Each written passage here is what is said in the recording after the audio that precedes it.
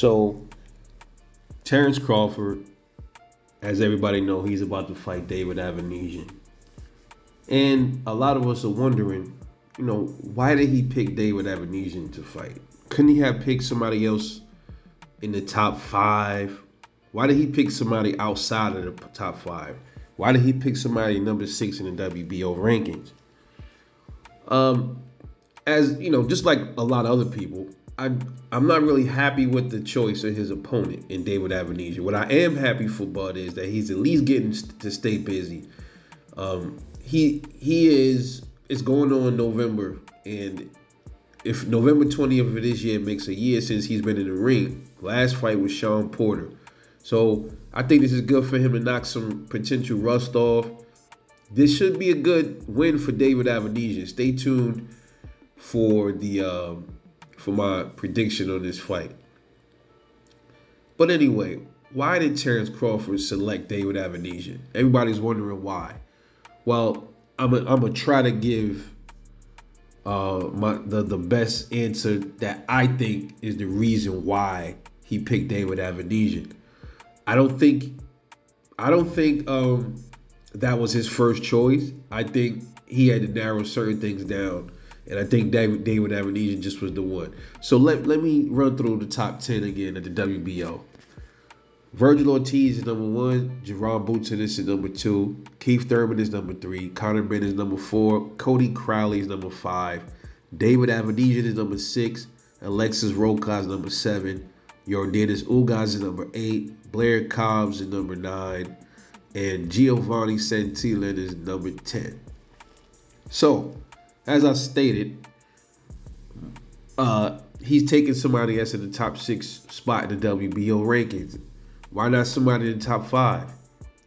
Well, let's just start with the 6 and down first. Well, got David Avaneysan, he just picked him, right? Alexis Roca, I mean, he isn't exactly he is one of these cookie cutter fighters to me, as far as I'm concerned. Decent fighter. A decent fighter. I would put him right there around the same level of skill maybe as a David Avaneysan. Probably a little bit Avaneysan shows a little bit more dimensions than Alexis Roca does. Ugas, I mean, he just came off of a broken face. So I'm assuming, man, Bud didn't want to take that fight because Ugas already damaged up. At least I'm assuming. I mean, it's not like Kell Brook, he had time to heal for Bud. I mean, Ugas is healed, but I mean, he just got his fucking face broken, so I'm not sure if that's why. That could be one of the reasons why. And another reason why is, isn't Ugas PBC? So if Ugas is PBC, I believe he's PBC. Correct me on that if I'm wrong. But if he's PBC, that could be one reason. But I'll get to that in a minute. I kind of talked about that a little bit. It's almost like PBC when it comes to Terence Crawford. They kind of pick and choose. It's like they're picking and choosing who they want him to fight at PBC. Like they're giving him who they want to give him, right? They probably would feed Ugas to Terence Crawford, but Ugas is injured. He's damaged up right now, man. Blair Cobbs, I mean, really, right now, he's really like a non-factor right now. That would be probably I think it would be an easy fight for Terence Crawford, but Blair Cobbs could probably pose his own little issues in that ring too. He has very good feet, so we don't know.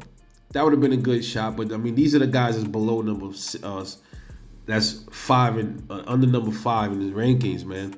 I don't know who the Giovanni Santillan dude is. So let's go back up to the top 5. Cody Crowley. Why did he pick Cody Crowley? I don't know. Cody Crowley is a very skilled fighter. He's not gonna really sit down on a lot of his punches all the time. He's gonna be bouncing around, moving around a lot. I don't know if that's why they didn't want to select him. Somebody that's more Bud's alley. But I don't think Bud would have had a hard time beating Cody Crowley anyway. I'm not sure. I'm not sure who Cody Crowley fights under. Let me just check who Cody Crowley fights under, man. I'm doing this video right here, right off the rip. So in fact, Cody Crowley is a PBC fighter. So we know how that goes, man. If you really want to say that, you know. But one other interesting note about the PBC, Yoriokis Gamboa and Thomas Delorme, they're both PBC fighters. Now I don't know how long they've been in the PBC, but Bud fought those two at 140. That didn't seem to be an issue, right? If these dudes was PBC back when they fought Bud, that's another reason you could kind of like squash this whole top rank can't work with PBC garbage. And then if that's the case, it makes you even more of a believer that Errol Spence and Al Heyman is protecting Errol Spence from Terence Crawford. When you think of it, the more fighters that you see was on PBC that Bud was fighting, the more you start to see the truth, man. Real shit. But back to the top five, man. Back to the top five. We got Conor Benn. He's suspended right now. We already know what's going on with that. He was supposed to fight Chris Eubank. He popped dirty, so he's out of the question. Keith Thurman, he's number 3. He's a PBC fighter. Now, like I said, I don't know why they wouldn't make a fight with Keith Thurman. Keith Thurman, in the past, he was flip-flopping around, you know, always kind of like putting off Terence Crawford when it comes to certain things. And 1 minute it kind of seemed like they was about to line it up with him. He said, Keith Thurman says Bob Arum tried to lowball him. You know what I'm saying? So I don't know what's going on with that. And even if Bob Arum wasn't trying to lowball him, I think the fight would have been made, because I think Al Heyman don't see much value in Keith Thurman. I think he would probably let Thurman fight Bud. I'm not sure. Next, we got Jerron Boots Ennis. Now, he is a fighter of the Showtime. I guess you could say / PBC, right?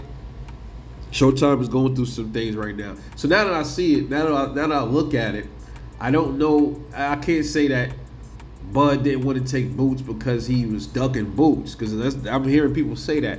Maybe it's because he see what's going on right now with the situation going on with PBC and Errol Spence, and it would be a hard time to make a fight with the Jerron Ennis. Maybe that could be it, right?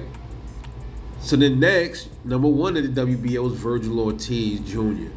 Now Virgil Ortiz, he's not with PBC, he's with Golden Boy. So, I don't think that would be an issue to make a fight like that. But I believe the Ortiz team said they didn't want no smoke with Bud, right? You know, so that leaves Boots. You can scratch Boots in this off, because I'm not sure if Bud would duck Boots. But Errol Spence and Boots fight, Jerron in this fight, will be easier to make, to me, you know. In when it comes to, you want to believe PBC don't want to work with Bud, then that fight with Bud and Boots would be harder to make than a fight between Errol and Boots. So that leaves David Avaneysan. And who does he fight under? He fight under Queensberry Promotions with Frank Warren. So there's no obstacles there, really. You know, that fight was made rather fast. All right?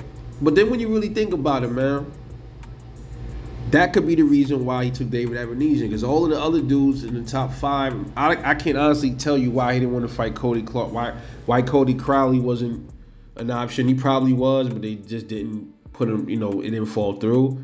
We know why Conor Benn wasn't an option. We can assume why Keith Thurman and Jerron Ennis are options because of the PBC thing. And then Virgil Ortiz, he's with a different promotional company than the PBC. But like I said, I don't think his team wanted no problems. They didn't want to smoke with Bud right now. So that leaves, I guess, a David Avaneysan. Instead of going all the way down to the bottom of the list, I guess he hovered around the middle of the list. I guess Cody Crowley-ish, David Avaneysan. And I guess that's where he came up with David Avaneysan. I don't know. This is just me giving my opinion. I don't know, because I'm not in the room with these dudes. I can only assume. But that's all I got, man. I want to know what y'all think about it. Why do y'all believe Terence Crawford chose David Avaneysan for his next fight, man? Drop a comment. Let me know how you feel about it, man. Subscribe to the channel. This is your boy, Rebel Life Boxing. I'll catch y'all later, and I'm out. Peace.